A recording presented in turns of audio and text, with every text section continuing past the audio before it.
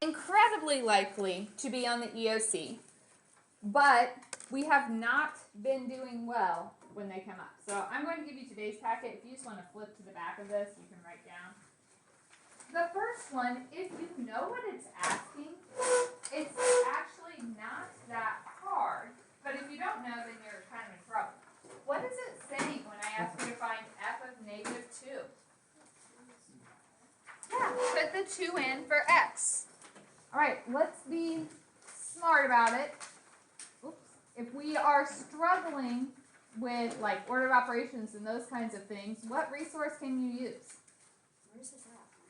This is why I said turn it to the back page and write it on that blank page. So what would I do here? Yeah, and I told you can put it all in your calculator. Just put parentheses around the -2. The square goes outside. So just plug it in. What do we get?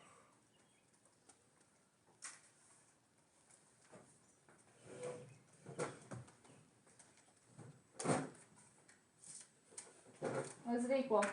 Everybody should be plugging it in. 1. So, when I give you this function notation, all they're doing is giving you the x value and asking you to find the y. All right, number 2, solving that equation. What would you do first? Subtract the 8. So those cancel, so we have a -x/4 equals 4. All right, how do you get rid of the divided? Multiply. So if we take both sides times -4. Over here we just get x, over here we get -16. How can you check yourself on these? Plug them back into your calculator. Plug a -16 in. A lot of the questions on the EOC are multiple choice. Not all of them, but multiple choice ones, you can plug those choices back in and see if they work. All right.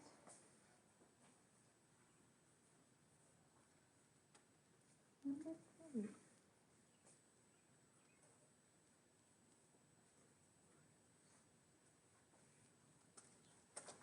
What would we do here? How do we know if something's a function? It's a function if x never repeats. Does my x repeat here? Yeah, so it's not a function. Does x repeat here? My y's repeat, but did my x? No, so that one is. How do you tell from a graph if x repeats? If it hits within one. Yep, if a vertical line hits it more than once, it's not a function. All right, so just a little bit of review there. Any questions about those? Okay. So let's go into our next packet. So kind of like what I've been doing, we're going to refresh a little bit, do some problems together, and I will give you guys some to do on your own. We're talking back to exponent rules. So when things are multiplied, if the base is written each time, what do we do with those exponents? Add. When they're multiplied, we add, and when they're divided, we subtract.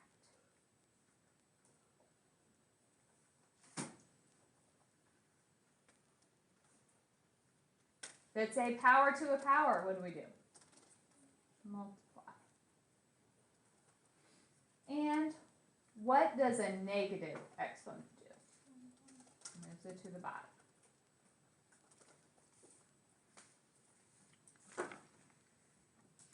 So let's look at some exponent rules. If I go to number 2, what would I have to do with that cube? So 4 to the 3rd, x to the, what do we do with the exponents? This, because it's, yeah, it's a power to a power, so we multiply them. So 3 times 3 is 9, y to the 15. And the only other thing we could do, what is 4 to the 3rd? 16.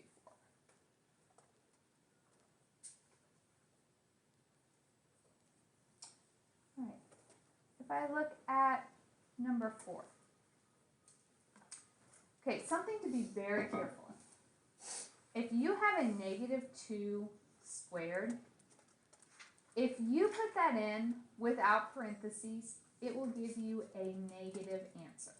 So if I just type negative 2 squared, it's going to tell me negative 4. But you notice the negative 2 is in parentheses, the square is not. So if you put the negative 2 in parentheses and the square on the outside, then it tells me that is a positive 4. Positive 4, a to the, b to the, this is a 1, so 1 times 2 is 2. C to the 6 times the negative 5ab squared. And then when we're multiplying, we just combine like things. So 4 times negative 5 would give me what? 1. Negative 1. A. We have 12 here and 1 here. Since the a is written each time, we add those exponents, so it's a to the 13. B to the, and we just have the c to the 6 left.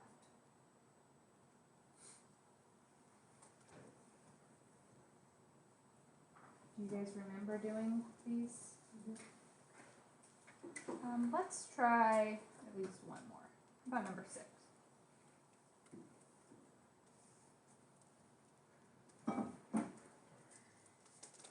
What is negative 3 to the 2nd? Positive 9. K to the 6th to the 2nd becomes k to the 12. On the bottom, 5 times 3, k to the 3rd times k to the 3rd.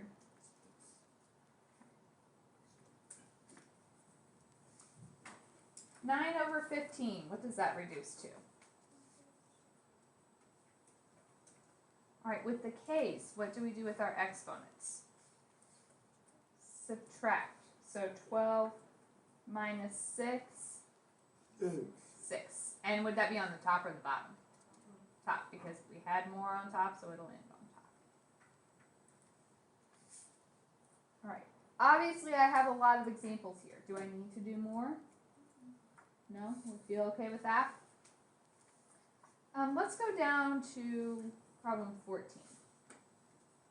So you just subtract your exponents if it's division. Mhm.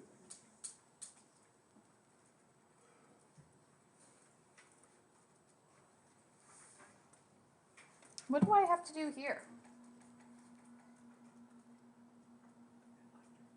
Yep, combine like terms. We have a negative out here, so let's distribute that first. So make this a plus and change all of these signs. And then we just add like terms. 2x squared plus negative 1x squared. They're not multiplied, they're added. 1x squared, or just x squared. 3x plus 4x. And the variables don't change. Negative 2 plus 1.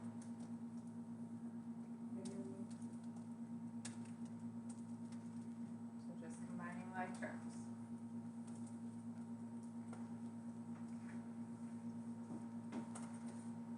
I went to problem 18.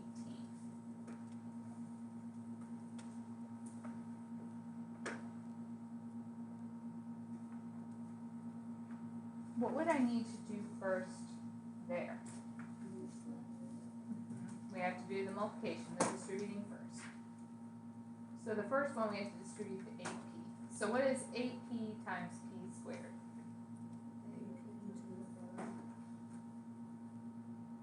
8p times 7p.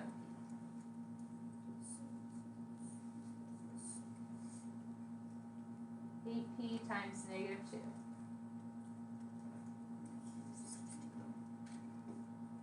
And then what do we do with this minus?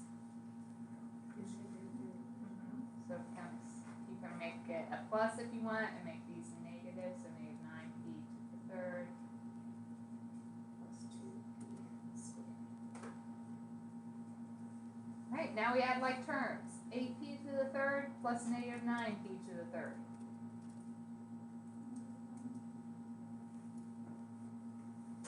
P doesn't change, just the coefficient. 56p squared plus 2p squared. Negative 16p, I don't have anything else to add to that. So that just stays on the end.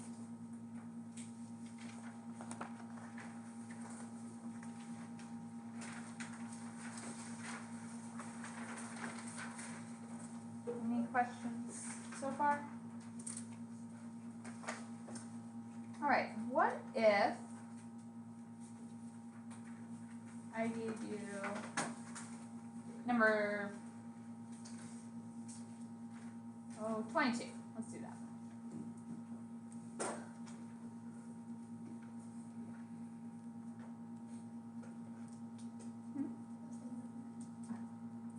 So what do we need to do there? We just have to distribute everything, so FOIL.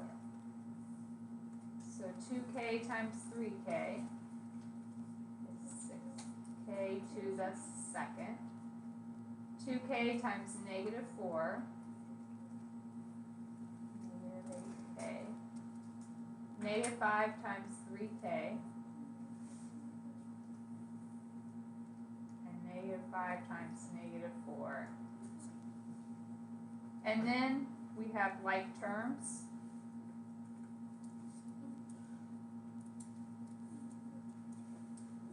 Negative 8 plus negative 15 is negative 23k plus 2.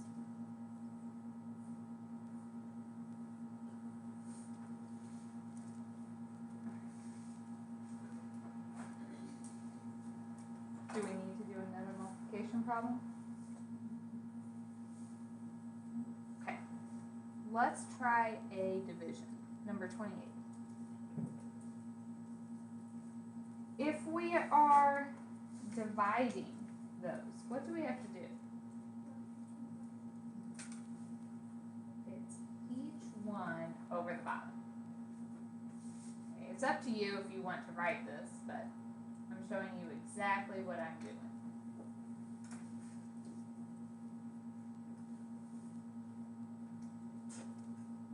So negative 24 divided by negative 8, x to the fourth over x squared, x to the second, you subtract those exponents, minus 8 divided by negative 8, yeah, this is like negative 8 divided by negative 8, so that becomes a positive 1, x to the third divided by x squared, x to the third. So you divide it all by the volume. Mm-hmm. 40 divided by negative 8, and what happens to those x's? They cancel out because they're exact same on top and bottom. If you have more x's on the bottom, that just means at the end you'll have variables on your denominator. That can happen.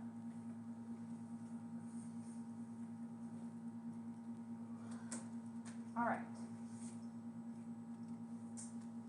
Let's look at problem 30. We've had this similar question on multiple assignments. Let's see if we remember what to do.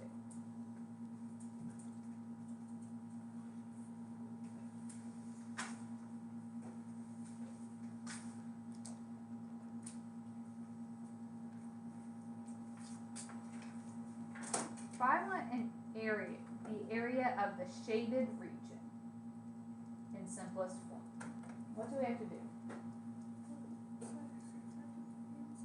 Area of the big one minus that small one we cut out. How do you find the area of a rectangle?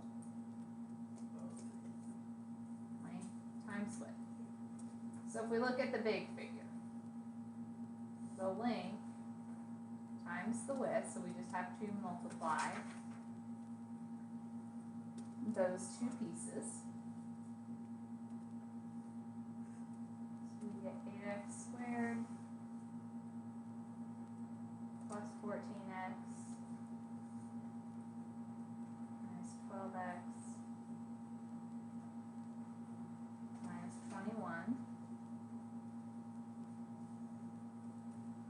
14x minus 12x is 2x. So this is the area of the big figure.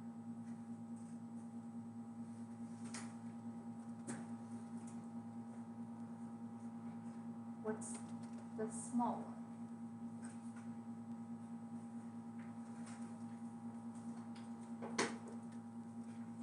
X times x minus 1, length times width, gives us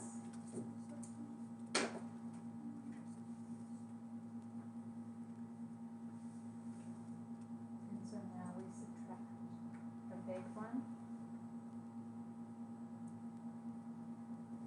minus the small one.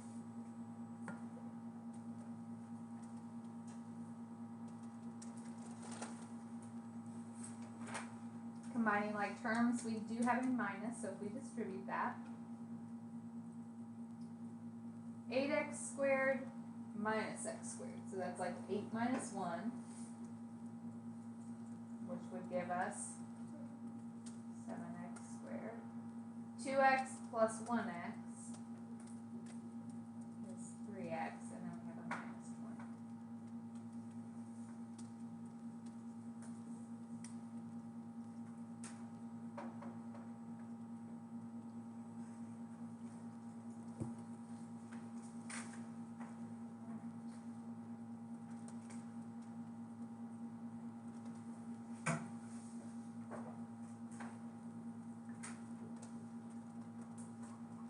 Any questions there?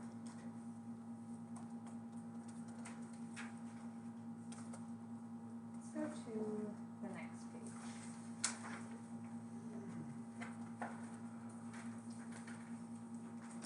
Alright, when I say perfect squares, what am I talking about? 1 squared is 1, 2 squared is 4, 3 to the second, 4 to the second, 5 to the second, 6 to the second, 7 to the second, 8 to the second, 9 to the second, 10, give us 100. Could you continue that list if you needed to? Okay. Those are perfect squares. If I say, I'm going to jump down here for a second, perfect cubes, that means like 1 to the third. So 1 times 1 times 1, which is 1. What's 2 to the third? 3 to the third.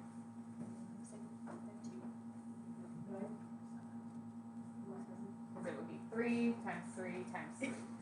4 to the third. You can use a calculator if you need to. 4 times 4 times 4. 5 to the third. 125. One more. 6 to the third. Okay, and we could get more if we need to. So, those are the perfect squares and cubes. We use those if we are reducing square roots or cube roots. So let's just try 1 or 2 here. If I looked at, say number 32, let's do this one. The square root of 75. I need a perfect square that divides that. What if these numbers divide 75? What did you say? 25. 75 is 25 times 3. Okay, so I just rewrote the 75. The square root of 25 is, and we don't know the square root of 3, so it stays. Let's try another one of those. If I did 34. 448. We may need to add to our list a little bit. 11 squared is 121. 12 squared is 144. Do we have any of these numbers? We may not have had to add to our list. There's something smaller, I think. What would divide 448?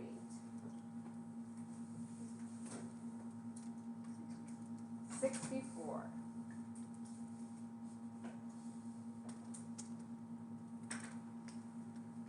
So 64 times 7 is equal to 448. So it becomes 8 square root of 7.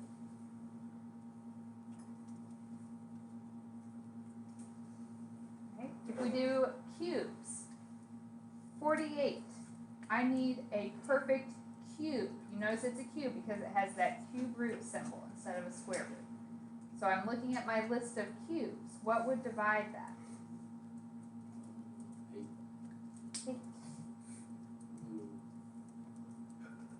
The cube root doesn't go away, so this just becomes a cube root of 8 is 2, and then we still have a cube root of 6.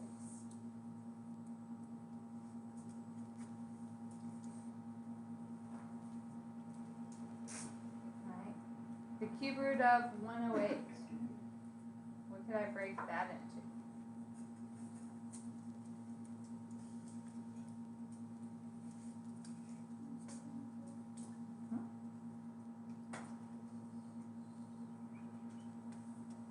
Cube root of 27 is 3, and we have a cube root of 4 remaining.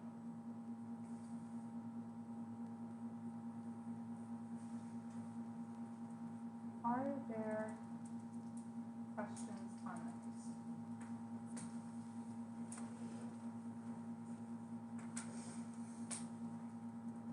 I want to do just 2 final problems, I think. If I look at problem 40. So we can reduce these when they have x's or other variables as well. So if I'm looking at this one, 24, what number would go into 24? It has to be a perfect square though, so what's 4?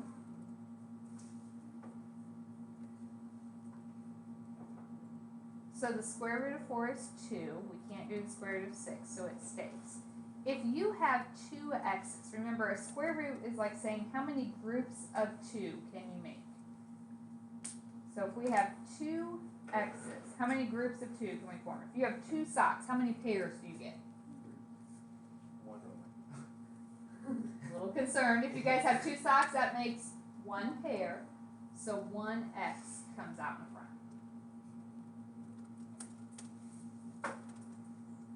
Let's go to, how about 46?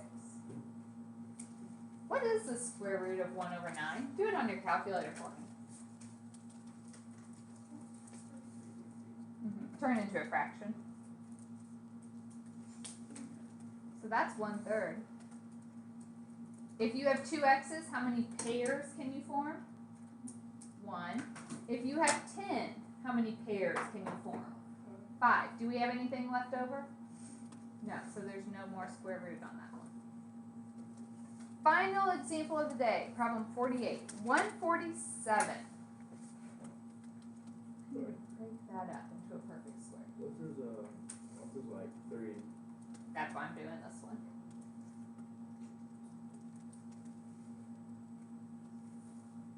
Can you do 49? 49 and 3. So the square root of 49 is 7, so a 7 comes out, and we have a 3 left. If you have 15, so 15 socks, how many pairs can you make? 7 pairs, but then there is 1 sock left over, right? So remember that means a c to the 7th comes out, but then we have to keep 1 c under the square root because we didn't have enough to make a set. Alright, if I'm looking at my d's, I have 20. How many pairs can we make? 10. Are there any leftovers? No. So if you don't have enough to make a pair, it just stays under your wrap. Alright, so let's figure out which ones we should do.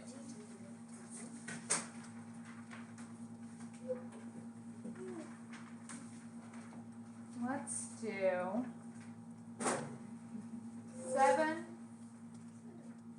Or sorry, number 1. It had a 7. 1, 3,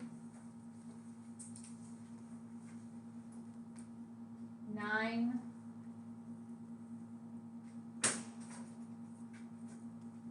11. So first section, 1, 3, 9, 11. The next ones, let's do 13, 17.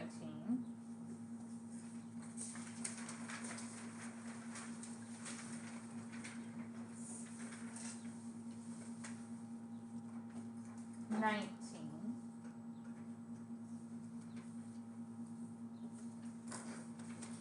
$25.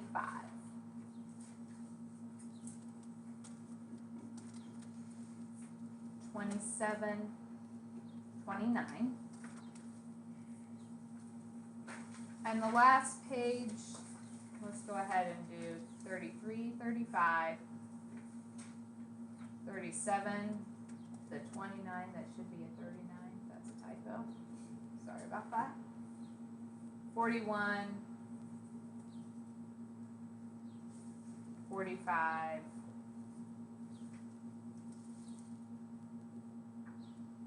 I'll stop there.